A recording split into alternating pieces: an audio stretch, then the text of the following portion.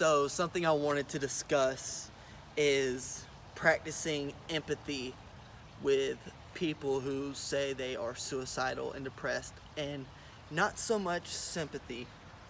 Um, and there's a reason for it. So empathy is trying to understand someone's situation, and to be quite frank, for anyone who has ever been suicidal or depressed, they know it's not very often that people try to understand why they would feel that way, and in a lot of cases I feel like they get made fun of for feeling suicidal or depressed, and that's why they don't come out and say it and get the help they need. That's a whole nother subject, but I think practicing empathy is huge. And you know, you aren't someone who can judge someone's level of depression unless you're, you studied that, and you're a clinical psychologist, or something of that measure. But for everyone who doesn't have their doctorate in that, you can't tell somebody whether they're feeling really sad or they're just feeling sad. You kind of, in this situation, I would say assume the worst, because then if you assume the worst, you can build up to better things. And practicing empathy and trying to understand why somebody may be feeling this way is really important, I think, because you can see if it's something minor, maybe it's someone who's young and they don't really have a way of knowing the world yet, and they're kind of just lost. And maybe it's the case that they've never felt something truly awful, but in this moment of their life, it's the most awful thing they've felt. And just because you felt or witnessed more awful things than them doesn't mean you would feel different about their situation if you were in it as well. So practicing empathy is, I think, not just something for people who are suicidal or depressed, but I think a general characteristic that all humans should practice with everyone. And the part that I really wanted to get to, because I think that is kind of self-evident that you should practice empathy, the part that I really wanted to get to is not to not be sympathetic to these people, but not be 100% sympathetic. So I want to be careful with how I say it. Having sympathy for somebody is a good thing, but giving someone too much sympathy, in my opinion, makes you an enabler. And what I mean by that is when you have too much sympathy for someone who says they are suicidal or depressed, I think it does them harm. And what I mean by that is a lot of people will say they're suicidal, and people say, oh, that's okay to feel that way. It's not. It's not okay to feel like that. And the bigger thing is for the people that are depressed. And I hope you understand that it's not okay to feel like that. You shouldn't feel like that. I don't want you to feel that way. And by practicing sympathy too heavily, I think it's a cop-out. Like, you kind of don't want to get down to the nitty-gritty of why they feel that way. So you're just, oh, it's okay. And it kind of gives you a reason to just have pity for them instead of trying to understand them and practice empathy. And with somebody that's depressed, it's not okay to stay in a dark place. And don't get me wrong, I'm not saying it's not okay to be sad. I understand that there are certain things in life that make you sad. It's inevitable. It's going to happen. Things are going to knock you down. It's always going to happen. There's parts of life that can be miserable. It's how you bounce back and your resilience. But to the people that stay in that place, the thing about depression is, as long as you are trying, and I'm not saying your level of trying, I'm not here to judge how hard you try. All I'm saying is flat out trying to find an inner peace and fulfillment to not feel depressed anymore. As long as you are trying that, then in my opinion, practice empathy towards that person and help them get on their feet.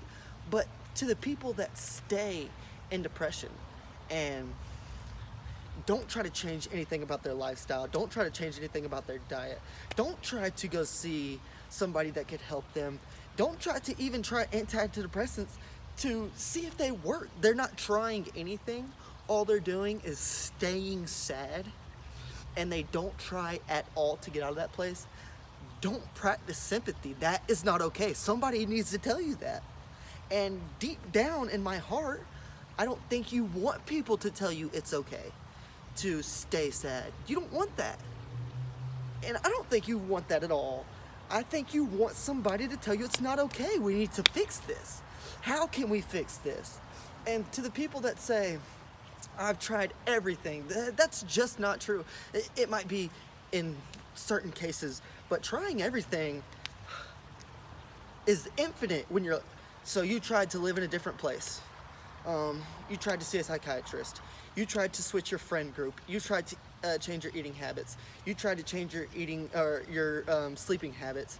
You tried to go on a spiritual adventure. You tried to live in the wilderness.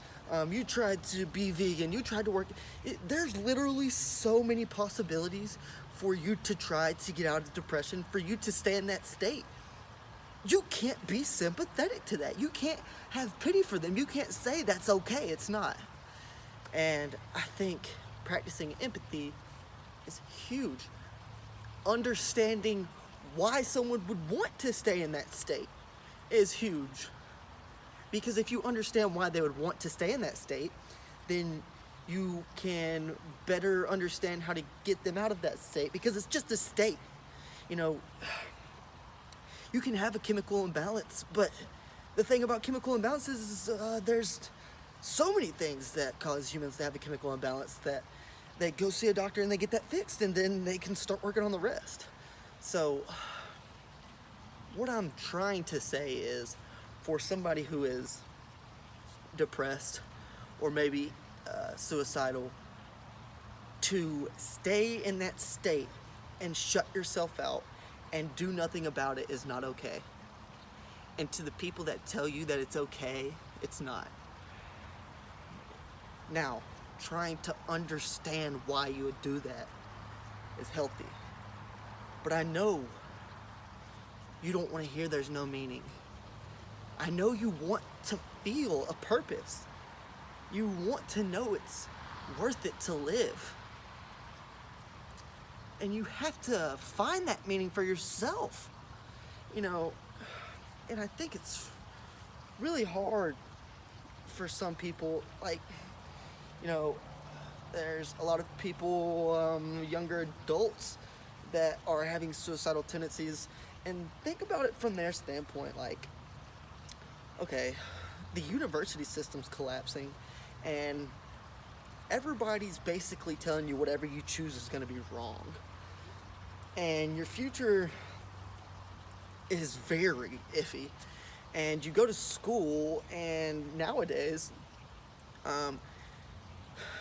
if you're super popular, you put yourself on Instagram, but it's really to hide self-insecurities.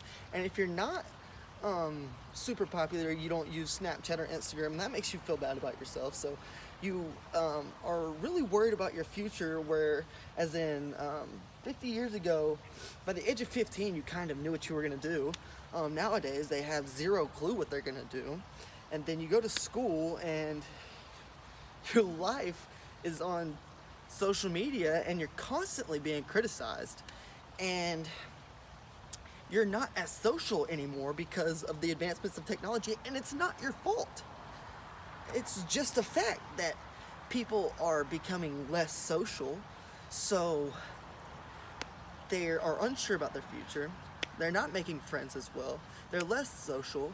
So the first real bad thing that happens to this person, oh, and on top of that, when they were younger, their parents were telling them everything's peachy and gonna be okay, and last place is good too, when it's not. There's science that last place trophies are awful for not only the first place person, but the person that gets the last place trophy. They don't feel like they deserve a trophy, and yet they get one, and it's not okay.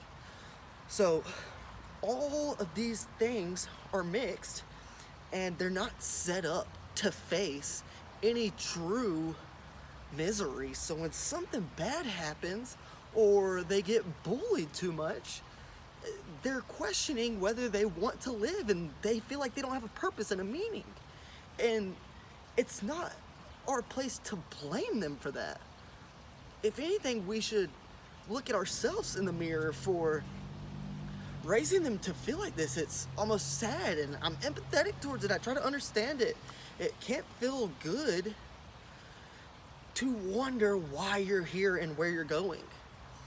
So,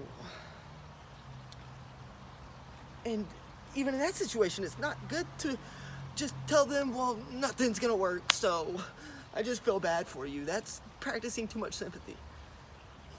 So, in conclusion, to kind of bring it all together, I think there's a lot of situations, and I'm pointing out particularly to suicide and depression, that it's more responsible to practice empathy and not sympathy, and it's really more responsible to distinguish the two, and to not, people don't want pity. At least I don't think so. I wouldn't want pity. I want someone to try to understand me and help me find who I am, so I can bounce back and know that stuff's gonna happen and I need to be strong enough to face it. And I don't want somebody who's like, well, it's just so hard for you, let me fix all your problems and you must be so sad. It's not what you want. And